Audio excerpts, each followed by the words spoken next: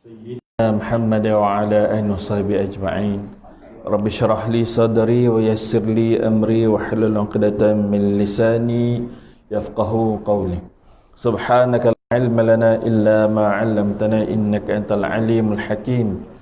La haula wa la quwwata illa billahil aliyil azim wa ba'd. Apa khabar tuan-tuan? Syukur, otai-otai ramai ni. Otai ramai ni. Alhamdulillah, syukur kehadrat Allah Subhanahu wa ta'ala. Berlalu kita dengan dulu PKP, dan PKPB, dan PKPP. Lepas tu PKPK lah sendiri. Ini adalah satu musibah daripada Allah Subhanahu wa ta'ala untuk kita muhasabah diri. Tengok apakah kelakuan aku yang selama ini masih aku belum tinggalkan yang buruk-buruk tu. Macam tu kan. Kelakuan kita, anak isteri kita, jiran tetangga kita, kita berpesan ataupun tidak dengan mereka untuk kembali kepada Allah Subhanahu wa ta'ala. Bagaimana pula dengan jiran kita yang belum Islam? Kita doakan tak untuk mereka? Sebenarnya saat kita sujud yang akhir tu, doakan, sebut dalam doa tu dalam hati tu, jangan sebut kat mulut, batal lah semayang tu. Sebut dalam hati kita tu, sebut nama dia tu. Moga-moga Allah Ta'ala limpahi taufik hidayah dia tu untuk dia masuk Islam. Macam tu kan. Mereka ada hak untuk ditarbiah, untuk didakwahkan sebenarnya.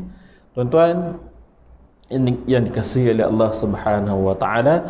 Anda menggantikan Dr. Abdul Rahman, ataupun kita panggil dia Ustaz Meh lah. Orang Kelantan kan. Anak pun Kelantan juga, tapi anak Tanah Merah. Dia belah Kota Baru kot rasanya lah. InsyaAllah pada hari ini kita membicarakan satu bahagian daripada kitab Uqudul Lujain fi Bayan Hukuk Az-Zawjain. Apa benda ni? Karangan Syekh Muhammad Nawawi Al-Jawi berkaitan dengan perihal dosa-dosa besar daripada isteri terhadap suaminya. Jarang dibicarakan benda ni kan? Dan tak ramai perempuan yang mengetahui tentang perkara-perkara ni.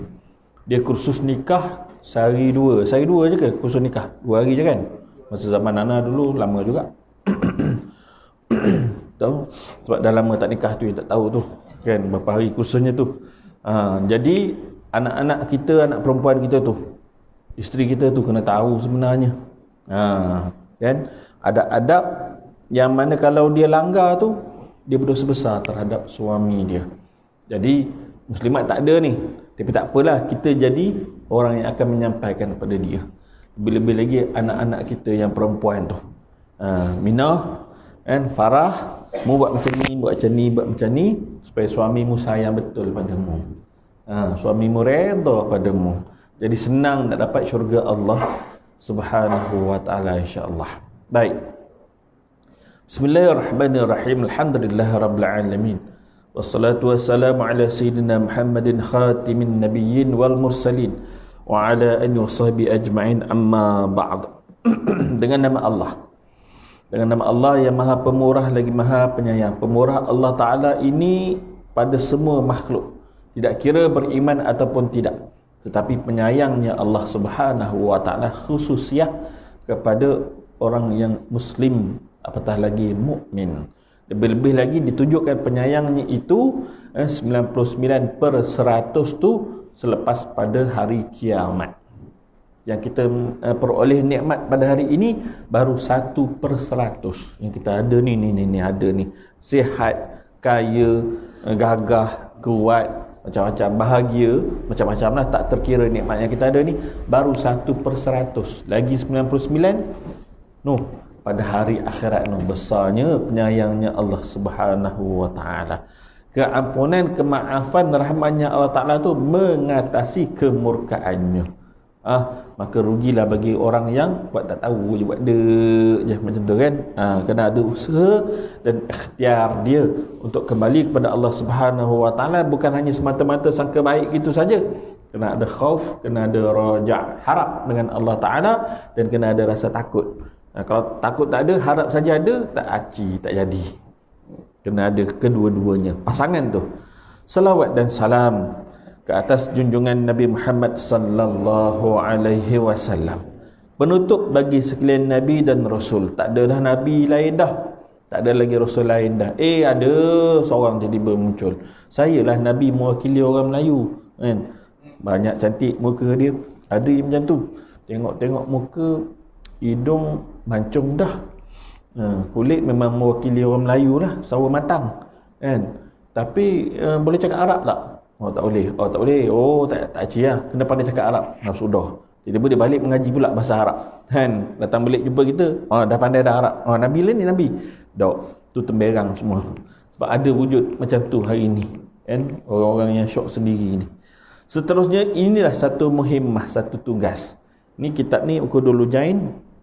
Fi bayan hukuk az-zawjain. Ada satu lagi namanya kitab muhimmah. Kitab muhimmah ni dia akan bicarakan tentang tanggungjawab suami, tentang tanggungjawab isteri. Khatam ni anak-anak yang belum berkahwin ni, kan? Biar ada khatam 2 kali pun tak apa. InsyaAllah dia akan jadi orang yang bagus. Si suami dengan kepimpinan dia, si isteri dengan kepimpinan dan sifat malu dia. Macam tu.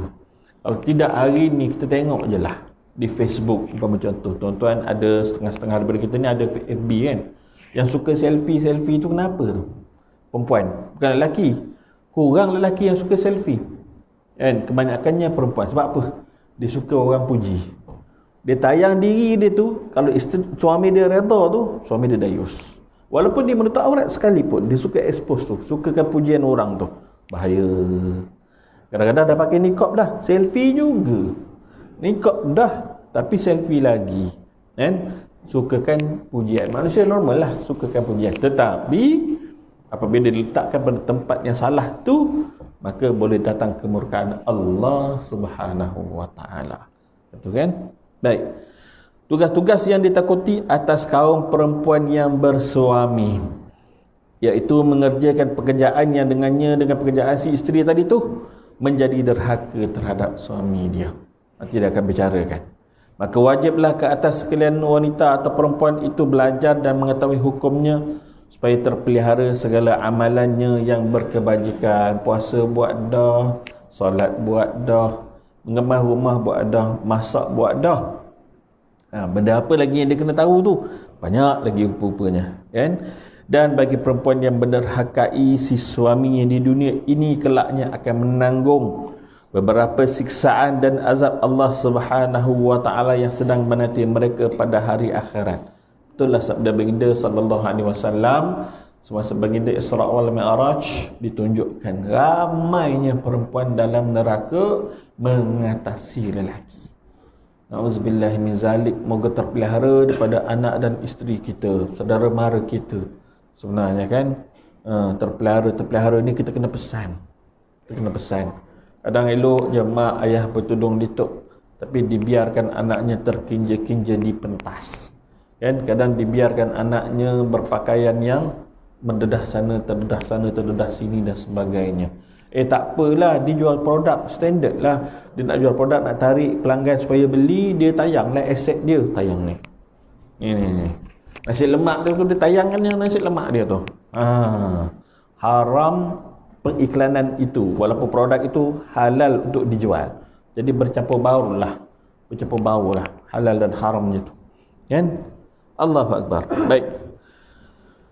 Maka pada hari itu sangatlah menyesal sekalian perempuan tersebut, dan pada waktu itu tiada lagi berguna segala penyesalan. Penyesalan perlu sebelum sakaratul maut. Taubat tu perlu sebelum sakaratul maut. Jangan tunggu sakit baru nak bertaubat. Jangan tunggu dah terpenjara baru nak taubat. Kan? Waktu kita sihat, inilah kita bertaubat. Namun ada Allah Ta'ala cetuskan, datangkan kesakitan, maka berubah ia asbab dengan sakit itu. Namun ikhlaskan kerana Allah Subhanahu wa taala. Selalunya ghalibnya bila kita dah dapat diagnose kata kena kanser, jatuh terus kita punya moral kan. Segala benda-benda yang positif dalam diri kita habis merudum. Tak lama lagi dah aku ni nak mati. Standard lah. Tak kira lelaki, tak kira perempuan. And sukar yang boleh bertahan positif. Umpama contoh macam Ustaz Hanafiah. Ustaz Hanafiah kan bertarung dengan kanser, dan lepas proses kemo sekarang badan dia naik balik semula. Dia nak kena, selepas buat kemoterapi, nanti nak kena buat radioterapi dan sebagainya. Pemakanan nak kena jaga macam-macam. Disiplin makan ubat tu pun nak kena jaga. Kalau pemakanan, nak kena makan makanan organik, nak kena makan makanan yang banyak alkali, bukan yang berasid. Umpama daging yang warna merah ni berasid. Kalau ayam, ambil ayam organik ataupun ayam kampung, ayam yang tidak disuntik. Macam tu kan. Ambil ikan okey lah, tak ada masalah apa. Sayuran insya-Allah tak ada masalah apa. Itu cara orang yang nak menangani orang yang ada kena kanser. Dan ada antara yang saya jaga, saya bantu di Melaka tu, seorang-seorang kena kanser. Ya Allah, dalam miskin pula tu. And sebelum ni saya ada jaga beberapa orang asnaf. Yang seorang tu bukan janda, dia ditinggalkan oleh si suami 4 tahun, terkontang-kanting tanpa nafkah walau 1 sen pun. Anak ada 2 orang. Kan? 2 tahun yang lepas dia dikatakan kena kanser. Hanya ubat hospital kerajaan sajalah, macam tu kan. Hari-hari dia bertawasul dengan Al-Quranul Karim. Solat malam hari-hari. Macam tu, Kak Farah nama dia. Umur dalam 46 macam tu. Kan? Dalam diam tak diam, baru-baru ni 2-3 hari yang lepas saya bertanya dengan jiran dia, telefon macam tu lah. Apa khabar Kak Farah? Dah lama dah tak tanya cerita kan. Rupanya dia minta rahsiakan kematian dia. Meninggal dah rupa-rupanya 27 Januari. Meninggalkan 2 orang anak ni yang dijaga oleh jirannya sekarang. Jiran tu sendiri pun miskin tu. Miskin. Sekarang jiran yang tukang jaga dia tu, jiran tu pula didiagnose kena kanser paru-paru pula dah, perempuan. Pakai nikab. Kawan dia yang meninggal tu pun solehah, dia yang menjaga ni pun solehah. Anda perhati selalu mengadu sakit. Kenapa ni? Anda sponsor lah pergi buat MRI. Buat MRI, dapat tanda di bahagian paru-paru tu ada macam benda bercarik macam tu kan, macam ketumbuhan lah. Dan selepas buat MRI dan sebagainya, buat ujian darah, dikenal pasti kanser. Sekarang dah mula rasa sakit kat sini. Dia selalu demam, dalam sebulan mesti 2 atau 3 kali. Tuan-tuan kan, kalau selalu demam maknanya abnormal tu, ada something wrong dalam batang tubuh kita ni. Buat memang ya. Oh, merudum jatuh dah, meraung. Muslimat ni meraung macam tu dalam telefon macam ni kan. Dia kata sabarlah, Allah Ta'ala nak bagi satu nikmat yang besar ke hadapan. Lihatlah nikmat dia besar itu, iaitu syurga Allah. Percaya kamu akan melihat bahawa kesakitan yang kamu dapat sekarang ni kecil je. Kecil je. Macam tu kan. Cara kita motivate lah. Subhanallah. Baik, nak ceritakan tentang kesakitan itu akan mendatangkan penyesalan pertama. Yang kedua, datangkan taubat.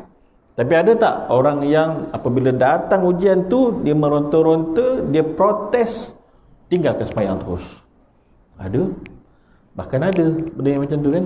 Allah Ta'ala datangkan segala kehidupan kita pentas dunia ni sebagai satu ujian.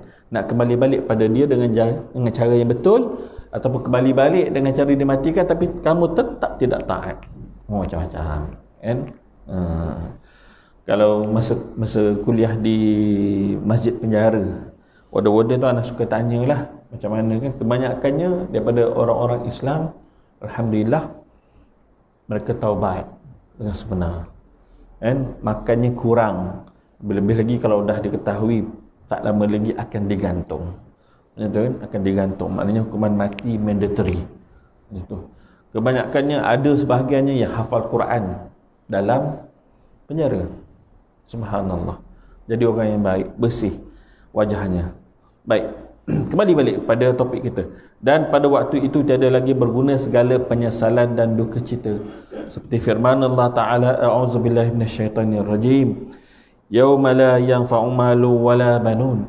Pada hari kiamat itu harta dan anak-anak tiada lagi memberi manfaat. Pada orang-orang yang berdosa, apa yang ada hanyalah penyesalan dan duka cita semata-mata. Harap sangat Allah Ta'ala ampuni. Kan? Harap sangat Allah Ta'ala ampuni. Kita punya pahala ni sikit. Amalan kita sikit. Tapi boleh tak kita buat satu amalan yang berpanjangan, bertali arus sampailah kita mati. Walaupun nampaknya sikit. Antaranya wakaf. Benda yang mengalir. Kan, benda yang mengalir sampai kiamat dan sebagainya. Antaranya juga adalah sedekah. Jangan tinggalkan tuan-tuan amalan sedekah subuh yang Ustaz Fahruk, Ustaz Muhadi Haji Jul kan sebut tu. Amalkan walaupun namanya RM1 sekalipun setiap pagi. Kan kalau terlepas, oh semalam terlupalah, hari ni qada, jadikan RM2. Macam tu. Lagi bagus sebelum tidur masuk lagi RM1. Maknanya sehari RM2 lah. Macam tu. Boleh sangat rasanya kot. Kan? InsyaAllah boleh. Amalan ni sikit. Katakanlah kita tak sempat nak masukkan tabungan yang kita buat ni, yang sebulan ni kita dah meninggal dulu. Pesan dengan anak isteri dah tahu dah. Itu tabung ayah, tabung infak untuk orang susah. Maka keluarkan dia bagi pada masjid surau ataupun letakkan dalam tabung anak yatim yang ada di surau tu. Contohnya. Itu kan? Mudah-mudahanlah ini amalan yang berpanjangan. Sebab amalan ibadat kita yang sebenarnya banyak bercampur dengan yang khusyuk, dengan yang tidak. Kadang-kadang ada yang riak sana sini dan sebagainya. Macam tu kan? Banyak sangat kelemahan kita terhadap Allah Subhanahu Wa Taala. Baik. Kita masuk kepada antara dosa besar yang menjadikan perempuan derhaka terhadap suaminya. Yang pertama, menegahkan suami daripada mengambil kesukaan sama ada wati, hubungan jenis, atau lainnya bergurau senda. Seperti ia menegah suaminya daripada menjamah atau menyentuh mana-mana tempat daripada tubuhnya. Dan ini berlaku ghalibnya pada mereka-mereka yang kerja dia tu model. Kan? Isteri tak nak mengandung, contoh. Kan? You bukan tak tahu, I ni model. Kalau I pregnant lah. Macam tu kan? I pregnant, mana lagi orang nak ambil I? Macam tu. Sudah. Kita pula salah pilih, pergi kahwin dengan model. Macam tu kan? Kahwinlah yang tidak, yang sedemikian. Tak apalah, you ambil lah model satu lagi, model pakaian mengandung pula. Kan? Boleh je sebenarnya.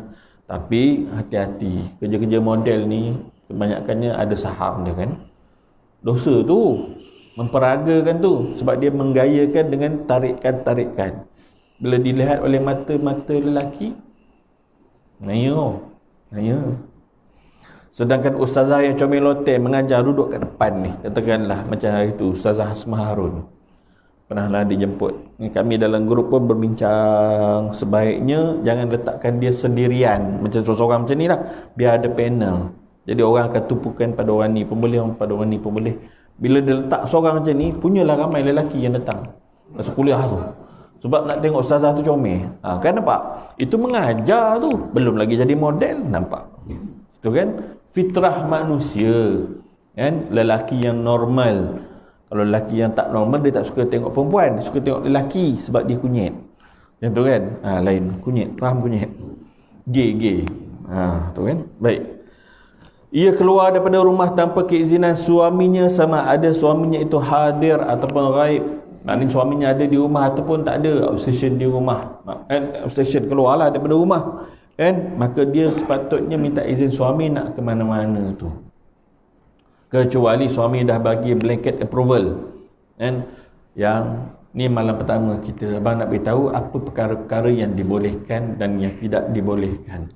Yang dibolehkan kalau saya nak keluar dekat kedai-kedai, dekat keliling-keliling dalam taman kita ni kerana abang outstation, silakan. Tapi jaga pakaian, tutup aurat dengan sempurna.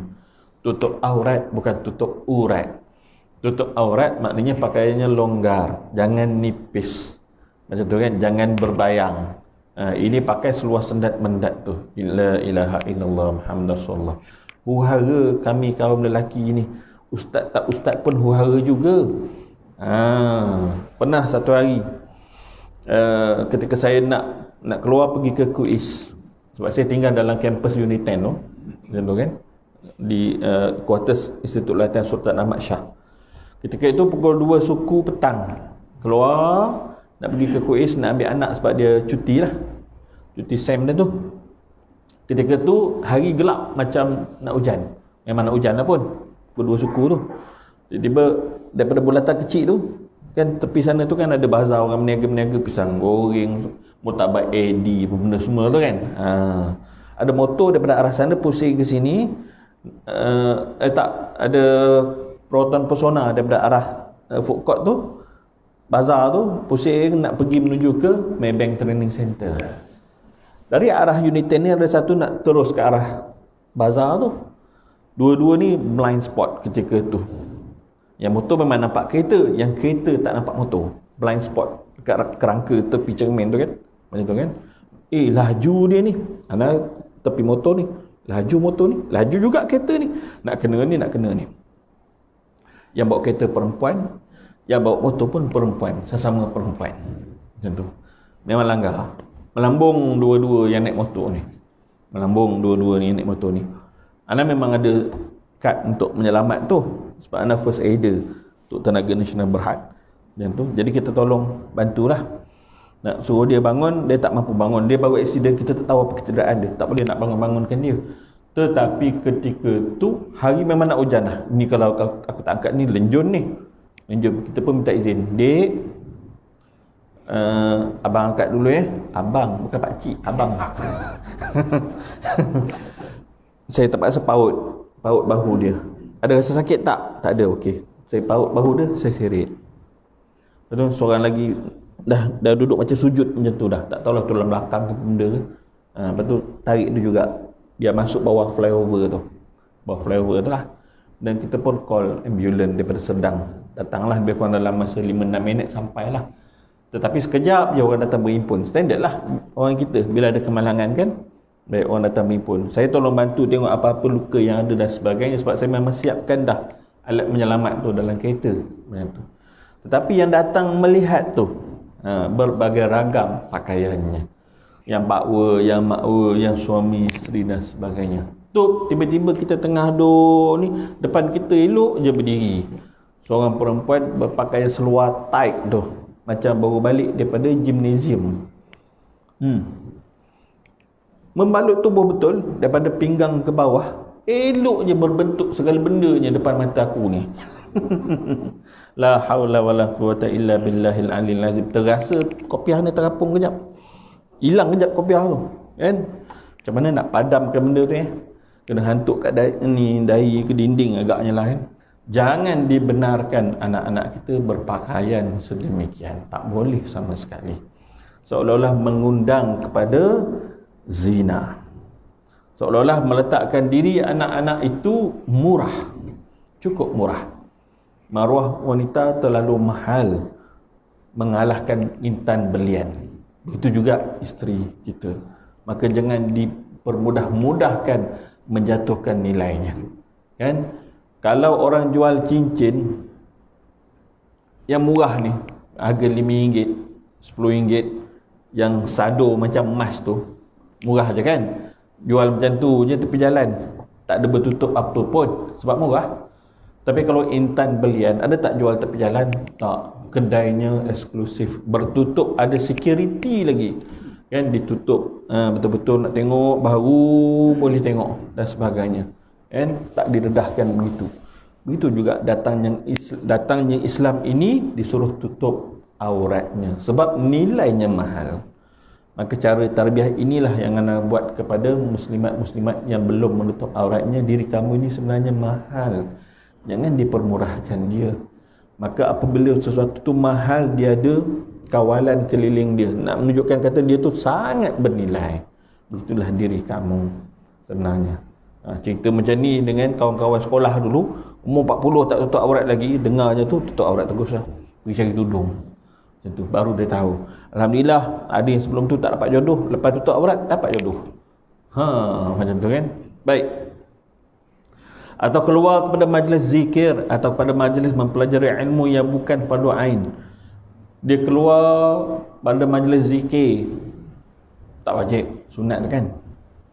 Keluar pada bukan kelas fardu ain pun dia tetap wajib minta izin suaminya.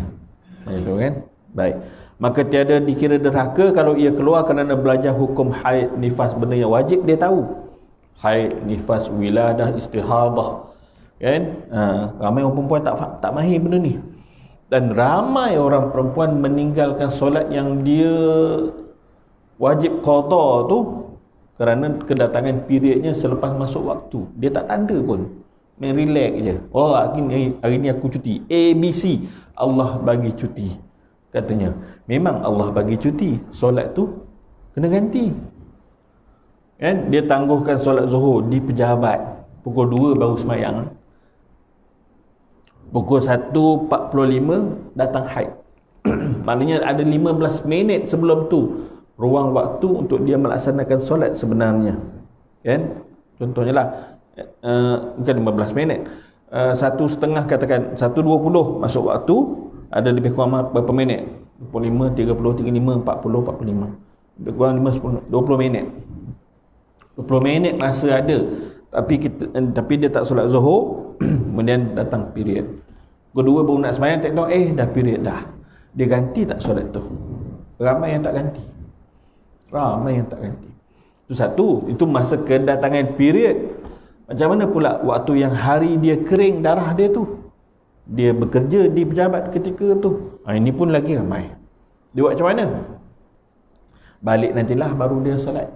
Dia sembahyang, tapi dia buat macam mana? Dia mandi masa di rumah. Sedangkan di pejabat ada tak bilik air? Ada tak bilik mandi ataupun tandas? Ada air? Ada. Maka wajib dia mandi apabila masuk waktu solat Zuhur ataupun Asar nanti. Wajib dia mandi dan laksanakan solat, bukan menangguhkannya apabila pulang ke rumah. Maghrib nanti dia qada Zuhur dan Asar dan Maghrib dia buat. Maka ni antara yang paling ramai buat macam tu, dan suaminya pun tak tahu. Suami berdosa, isteri pun berdosa. Apatah lagi kalau suami tahu dan dia biarkan, lagi berdosa. Dosa besar. Sebab tu kadang-kadang dia nak melonjakkan dirinya untuk menjadi orang yang bukan sekadar solat fardu, nak melonjakkan diri dia kepada orang yang mendirikan solat malam, dia tak berjaya sebab yang fardu dia tak settle lagi. Ni antara dia. Dan dia dibebani dengan dosa-dosa besar yang dia tak tahu yang dia tu berdosa besar. Rupa-rupanya. Jadi kan? Jadi tolong pesan pada anak isteri kita, yang perempuan tu dan yang lelaki pun, sebab dia pun ada isteri dia, menantu kita tu, supaya tahu benda ni dan kena buat, kena tanda, dan jangan tangguhkan mandi dan kena solat. Kalau tidak, dia sentiasa berdosa dengan Allah Subhanahu wa taala. Baik, kalau dia keluar belajar benda yang wajib ni, fardu ain ni, maka tak perlu minta izin pun tak apa. Tapi kalau minta izin, lebih baik. Macam tu. Baik. Ia enggan berpindah bersama suaminya. Ini juga banyak berlaku apabila suami posting pergi berpindah ke tempat yang baru bekerjanya tu. Yang jomlah ikut abang pindah. Abang, kat taman ni lah adik-beradik I dekat kat sini. Sebab tu lah kita decide hari tu beli rumah kat sini. Ni tiba-tiba dah 5 tahun abang naik pangkat, ditukarkan ke negeri lain, Pahang lah katakan Kuantan lah katakan. Takkanlah tak boleh abang seminggu sekali balik sini? Boleh. Tapi bila dah menganjak usia, larat tak? Kurang sebenarnya kan? Kurang nak travel jauh-jauh ni. Kadang-kadang microsleep, tertidur dan sebagainya. Ramai macam tu. Bila umur dah 50 lebih dan sebagainya, siang-siang ni mudah tertidur.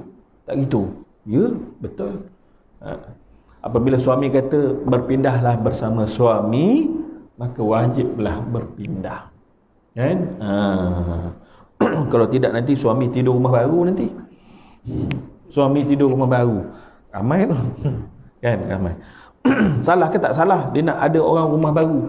Tak salah pun. Berani dengan tidak je. Berani dengan tidak je. Kan?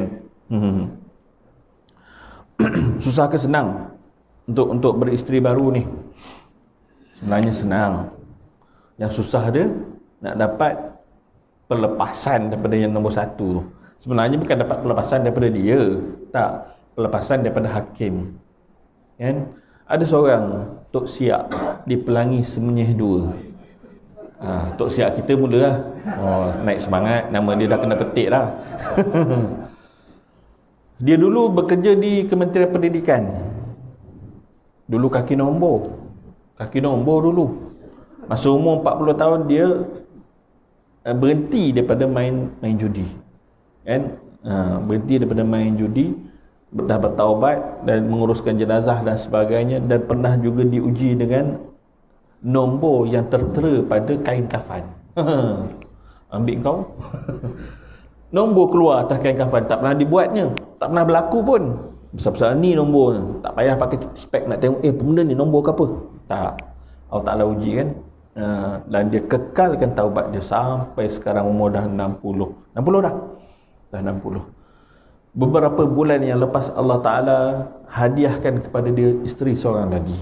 Masya Allah, mengekalkan taubat dia tu. Okay, ada can. Lain semua fikir, wah ada can kan, itu hadiah daripada Allah Ta'ala. Sebab dia jadi tok siap tu, masa dia buat kerja di bahagian dapur tu, masak dan sebagainya, dia suka masak, betul kan. Bila ada kuliah tiap-tiap malam tu dia akan masak. Adalah muslimat yang bantu. Kadang-kadang ada hari-hari cuti Sabtu Ahad pun ada kuliah Zuhur dan sebagainya, pun muslimat ni bantu. Tiba-tiba dia tergerak, si muslimat ini kematian suami setahun 2 yang lepas. Suaminya Tok Bilal Surau tu pula. Tok siap sudah sailang ke apa benda ni? Tak. Sebab dia nak menjaga daripada fitnah, kan? Awak ni tak ke terbuka hati nak kahwin lain. Abang bukan apa, sebab kita nak pelihara daripada fitnah. Sebab abang suka buat kerja Tok siap ni kat sini. Kalau awak terbuka hati, beritahulah, nanti kenal-kenal lah dengan akak. Maksudnya apa? Dengan isteri abang ni. Dan rupanya 2 minggu tak boleh tidur kawan tu, bila ditanya soalan cepu mas tu, kan? Lepas 2 minggu beritahu dah terbuka hati dah. Kalau macam tu kenal-mengenal lah dengan akak. Dia pun suarakan kepada isteri dia secara jujur macam tu, kan. Memang agak kejutan lah, sangat-sangat punya kejutan tu. Anak-anak apatah lagi dah nak mati nak kahwin lain. Macam tu ayat paling popular, kan. Tapi alhamdulillah isteri setuju. Bila isteri setuju, anak nak kata apa? Pergilah minum, pergi mengopi, mengetir benda.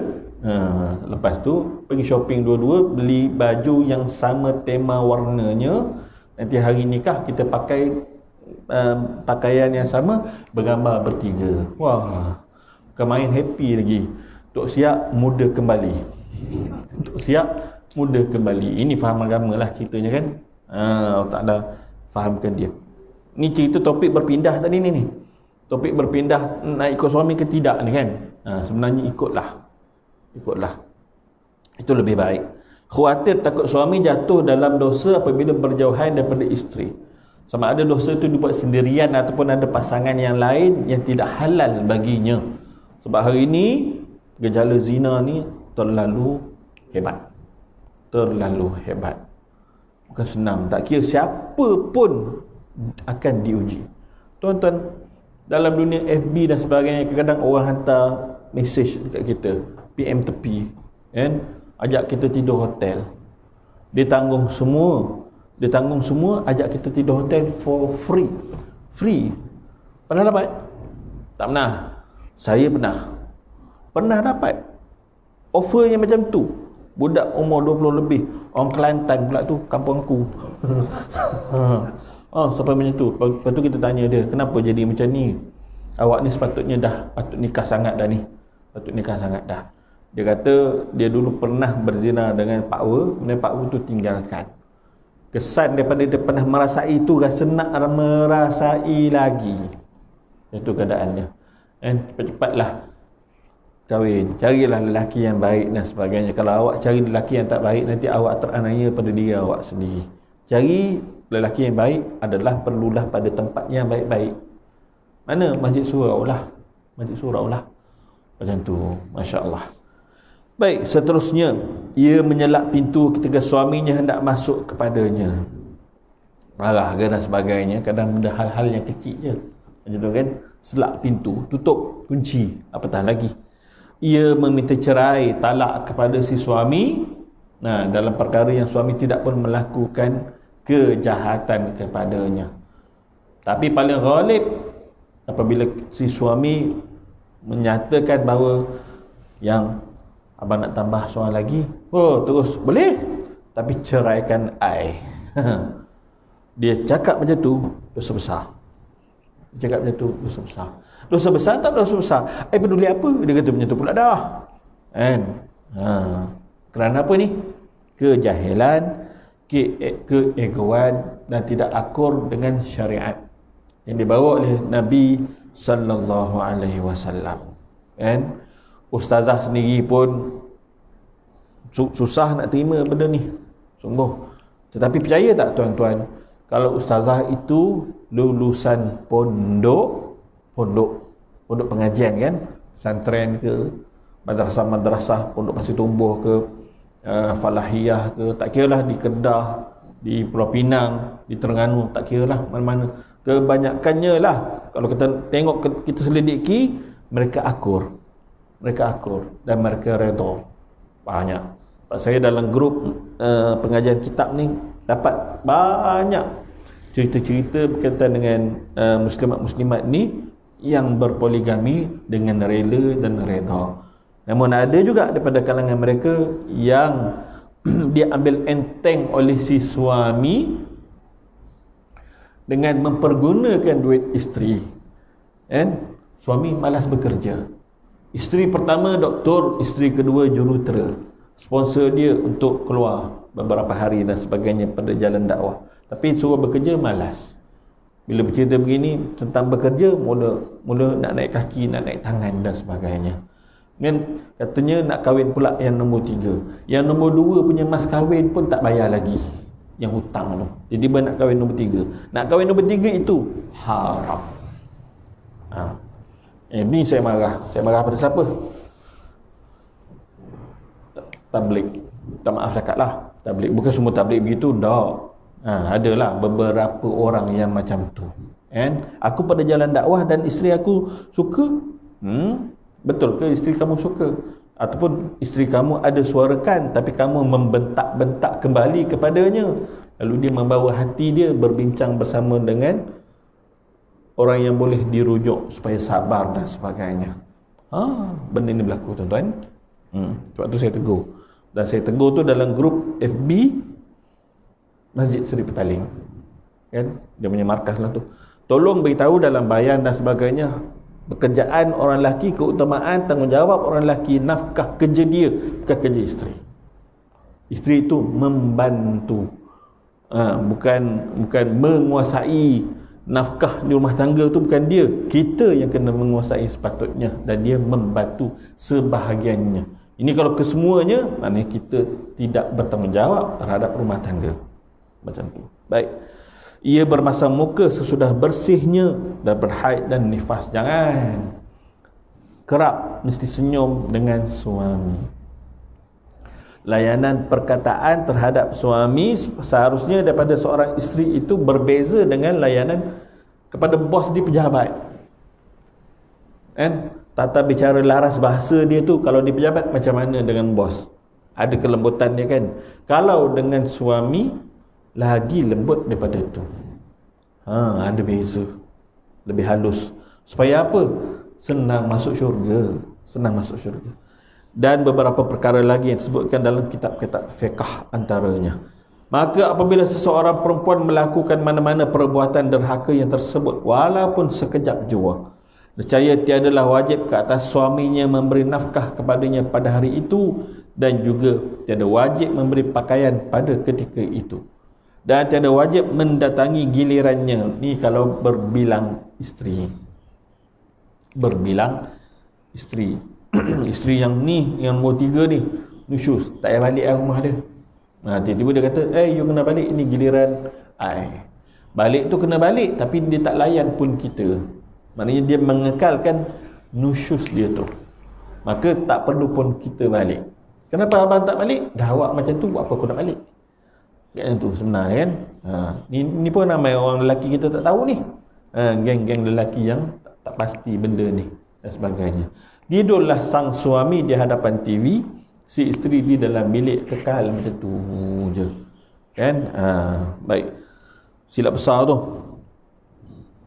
Dan tiada wajib mendatangi gilirannya, bahkan suaminya menghukumkannya dengan meninggalkan tempat tidur sehingga ia berhenti daripada menderhakai dan kembali patuh dan taat kepada suaminya walaupun sampai beberapa tahun sekalipun. Subhanallah. Yang biasa kita dengar pisah tempat tidur kan?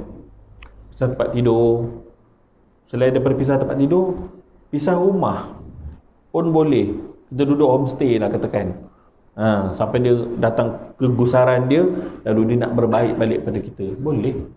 Tak masalah pun. Boleh sebenarnya kan. untuk mendidik dia, mengajar dia kembali taat. Sebab kita nak dia jadi ahli syurga juga. Bukan kita sendiri, untuk diri kita saja, tidak. Anak-anak dan isteri sama. Dan perempuan yang berderhaka itu dilaknat oleh para malaikat yang sentiasa berbakti dan tidak pernah derhaka kepada Allah Ta'ala. Walaupun sekelip mata jua, kan, dilaknat. Kalau dia tak melayan si suaminya, saat ketika itu dia mampu melayan, tak ada masalah apa, tapi tiba-tiba dia cuaikan hak si suami tu. Abang tidurlah dulu, katanya, kan? Yang jom masuk tidur, abang tidurlah dulu. Sekejap ni saya nak jawab ni, bisnes online dah. Bisnes online last on yang lain jadinya. Tu yang tak nak tu. Sebab benda ni antara perkara yang selalu datang pada saya, mengadu masalah daripada si suami. Suami pun datang mengadu masalah, isteri datang mengadu masalah pun ada juga. Macam tu kan. Saya motivate lah kedua-duanya macam tu. Alhamdulillah kembali balik. Suami kerja detektif, sibuk. Satu hari 2 kali kena punch card, 9 pagi 9 malam. Masa bersama isteri dah kurang. Awal 3 tahun perkahwinan okey, waktu working hours yang normal. Lepas tu dah berubah dah mula sibuk. Jadi isteri kata, memandangkan abang pun malam tak ada kat rumah, kan, saya buat bisnes lah. Bila buat bisnes muka comel macam tu, kan, mula dah ada yang tertarik dan sebagainya. Solatnya pun dah mula longgar. Suami meronta-ronta kepanasan ni, suami meronta-ronta kepanasan sebab kebahagiaan dah mula terburai. Itu kan. Lalu ketika mendengar kuliah ni lah, dia minta nombor telefon daripada AJK Surau, masjid di Semenyih sana tu, minta supaya dapat berhubung, dapat bertaut kembali dia bersama isterinya. Lalu saya tanya kepada si suami, macam mana cara kamu interaksi terhadap isteri masa kamu rasa protes terhadap isteri tu? Pertanyaan kamu tu macam mana? Sama macam detektif ke? Isteri dia kata, betul Ustaz. Sebiji macam detektif punya soal. Tak boleh. Kena lain lah rasa bahasanya.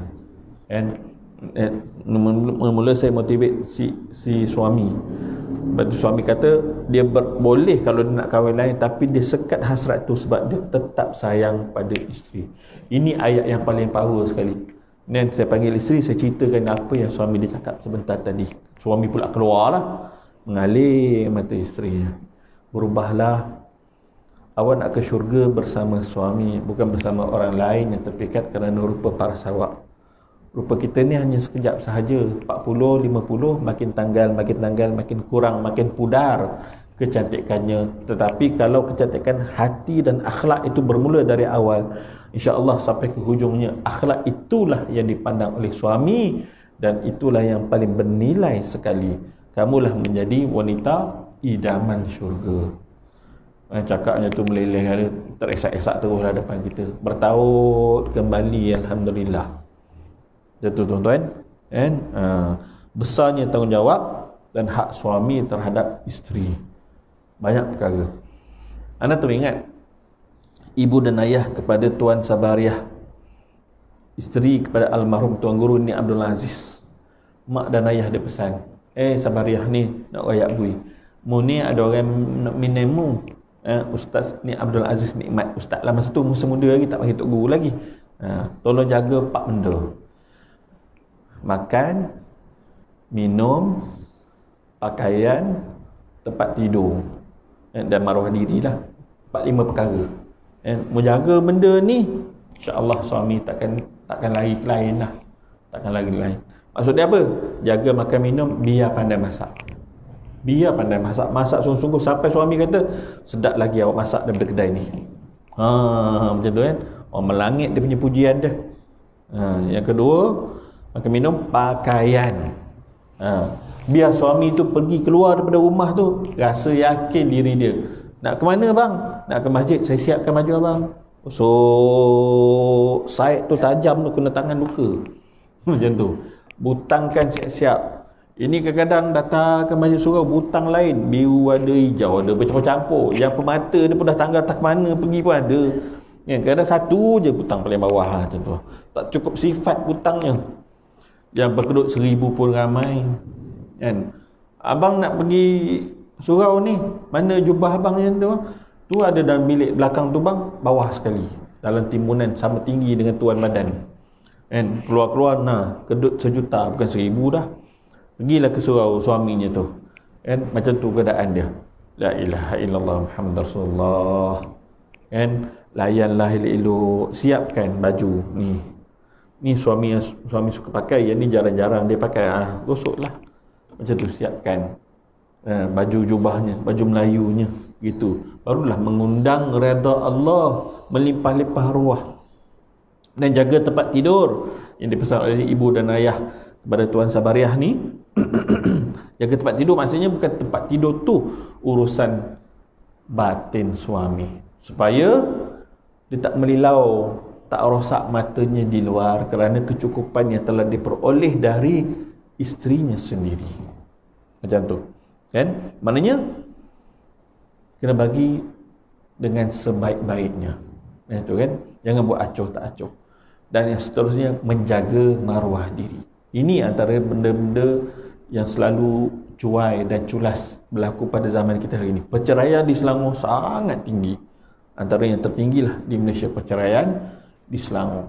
Dan paling majoritinya berpunca daripada gagal melaksanakan solat dengan betul ataupun tak cukup sifat. Bukan 5 waktu, 3 waktu, 2 waktu. Masa rajin buat, masa malas tinggal. Ni, pokoknya bermula daripada solat.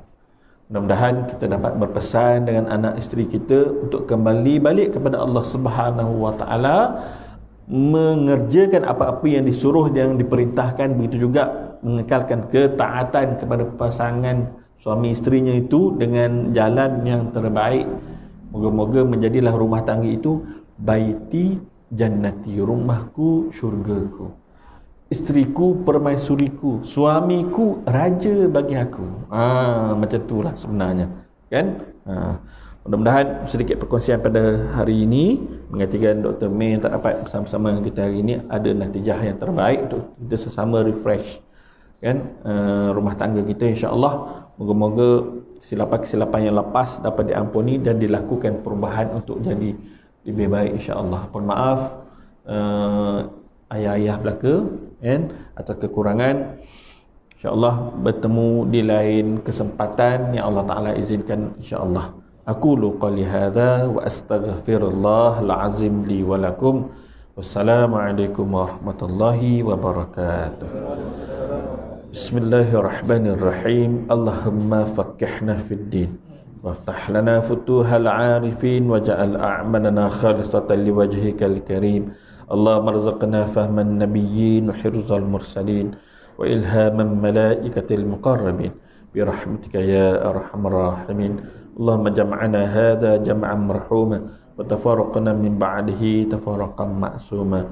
Allahumma rabbana atina fid dunya hasanah wa fil akhirati hasanah wa qina azaban nar wa adkhilnal jannata ma'al abrar ya azizu ya ghaffar ya rabbal alamin. Wa sallallahu ala sayyidina Muhammad wa ala alihi wa sahbihi wa baraka wa sallam walhamdulillahi rabbil alamin. Taqabbalallahu minna wa minkum. Allahumma amin.